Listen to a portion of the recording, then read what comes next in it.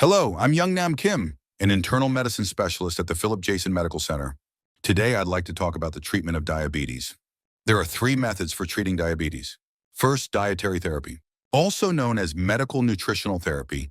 Second, exercise, and third, medication. Diabetes, why should we treat it? To explain why it's important for us to treat diabetes, it's to prevent complications that occur when blood sugar is high due to diabetes. Complications from diabetes can be broadly divided into two categories. The first is acute complications. For example, when blood sugar is completely uncontrolled, or when it's initially discovered, blood sugar levels rise rapidly, such as exceeding 500, resulting in the formation of a ketone oxidizing substance in the body, which can then lead to a diabetic ketoacidosis coma. This is often seen in type 1 diabetes and is a rare complication in type 2 diabetes. Tell me about chronic complications of diabetes. The problem is chronic complications. Diabetes complications can be divided into three categories. First, microvascular disease, that is, complications caused by microvessels. When diabetes continues to be uncontrolled for 10 to 20 years, microvascular complications can occur. As you know, the first microvascular complication is retinopathy, bleeding in the retina of the eye, which can lead to impaired vision and even blindness in severe cases. The second is diabetic nephropathy, which is a problem with kidney function. When diabetes progresses for 10 or 20 years, the kidneys are burdened, initially causing a small amount of protein called albumin to be excreted in the urine.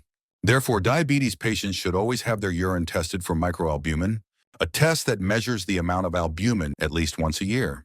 This is because it is the first sign of diabetic kidney disease.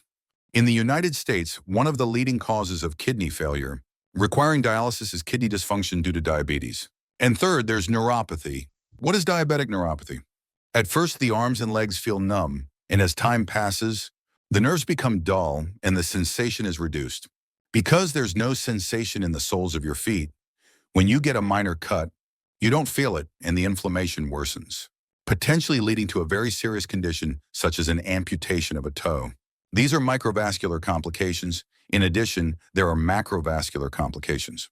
Coronary artery disease leading to heart attacks, or atherosclerosis in the descending blood vessels leading to strokes, are 2 to 4 times more common in patients with diabetes than in the general population. To prevent this, diabetes must be controlled. How much can treating diabetes prevent complications? According to the UKPDS, a study conducted in the UK, good control of diabetes can reduce stroke or heart attack by 25%. Also, the DCCT study, the Diabetic Complications Prevention Trial, shows that controlling hemoglobin A1C to 7.5 or less in diabetes patients prevents complications such as retinal vascular hemorrhage or kidney problems by about 70%. Therefore, controlling diabetes can prevent these complications. There are studies showing that by controlling diabetes, these complications can be prevented.